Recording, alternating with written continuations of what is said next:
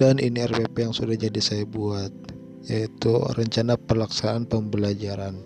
Satuan pendidikannya di sini saya beri contoh MTSN Ulumul Quran Al-Madani.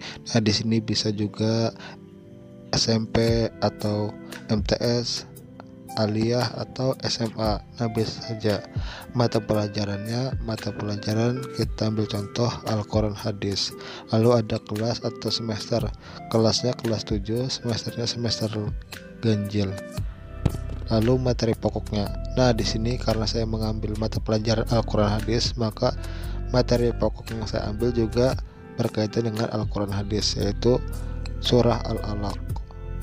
Lalu ada alokasi waktu. Alokasi waktunya 2 kali 40 menit.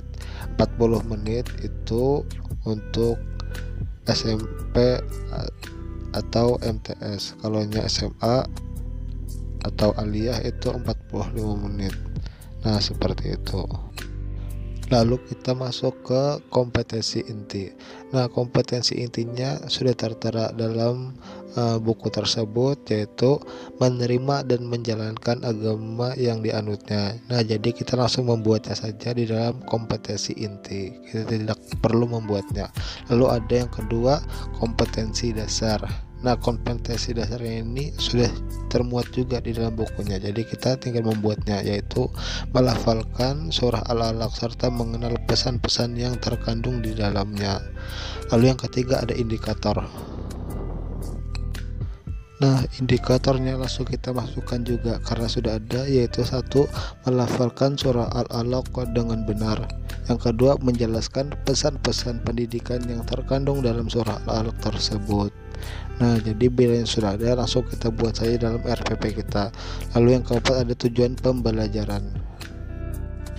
Tujuan pembelajaran ini yang sudah saya jelaskan di awal itu dibuat oleh guru masing-masing mata pelajaran sesuai dengan tema apa yang ingin dibuat atau diajarkan dalam RPP-nya.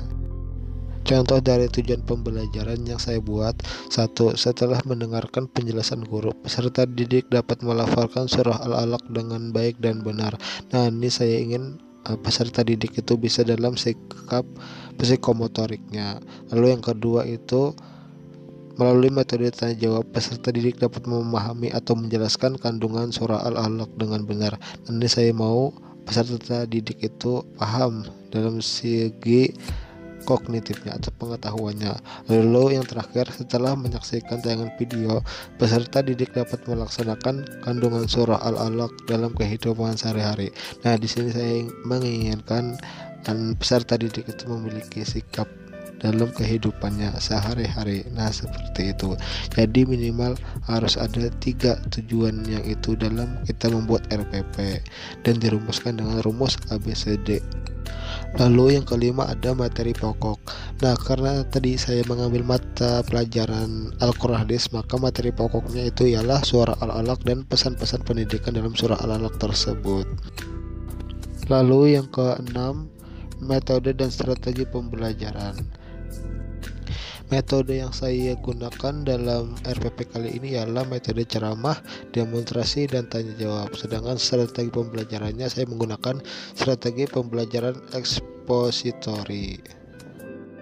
Lalu yang ketujuh ada langkah-langkah kegiatan belajar mengajar. Di sini kita menggunakan pendekatan saintifik dan setiap langkah-langkah itu harus kita tuliskan dalam RPP agar kita bisa mengetahui dan kita bisa memprediksi apakah kegiatan kita seperti ini bisa dapat diterima oleh peserta didik atau tidak, bisa memahamkan peserta didik atau tidak. Nah, seperti itu.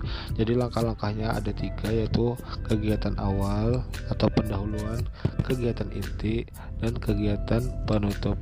Kegiatan awal itu meliputi seperti memberi salam, memberi motivasi, mencek kehadiran, membuat peserta didik mempersiapkan baik dari buku, kesiapan fisik maupun mental. Nah, seperti itu. Lalu kegiatan intinya ialah proses pembelajarannya. Nah, di situ guru menggunakan metode-metode seperti ceramah, seperti metode demonstrasi, seperti metode tanya jawab, dan di situ semuanya sudah tertulis di dalam RPP kita. Nah, seperti guru menyampaikan materinya, guru mengajak peserta didik berkomunikasi, memotivasi peserta didik untuk bertanya. Nah, lalu ada kegiatan penutup. Nah, di kegiatan penutup ini guru tuh seperti memberi salam, beri doa, dan memberi kesimpulan seperti itu. Lalu yang kedelapan, media dan sumber belajar. Media saya gunakan sini ada papan tulis, spidol, buku pelajaran, HP atau internet, LCD, dan laptop.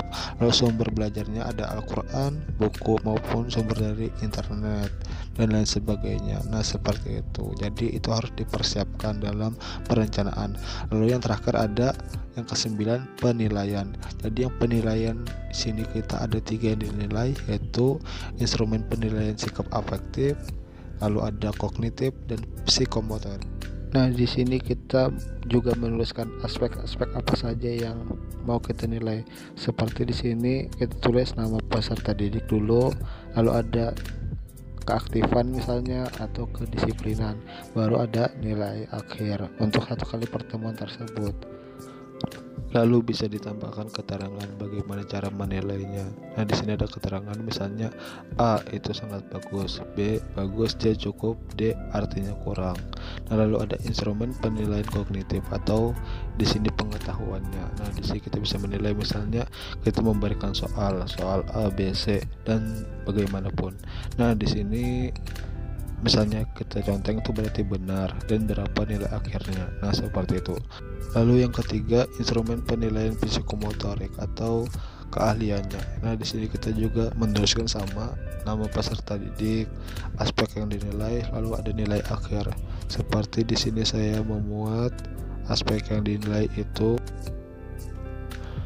kefasihan, keindahan nada, dan kelancaran. Karena di sini kita berhubungan dengan membaca surah Al-Alaq. Lalu ada keterangan di bawahnya. Dan terakhir kita menuliskan di mana RPP ini dan kita mengetahui kepala madrasah atau kepala sekolah dan guru mata pelajaran tersebut. Nah, seperti itu. Oke kawan-kawan, karena sini sudah terakhir dari pembahasan kita. Mohon maaf apabila ada kekurangan atau kesalahan dalam penyampaian kata atau maksud, mohon dimaafkan. Saya akhiri dengan wabillahi taufiq wal hidayah. Wassalamualaikum warahmatullahi wabarakatuh. Sampai berjumpa di video selanjutnya kawan-kawan.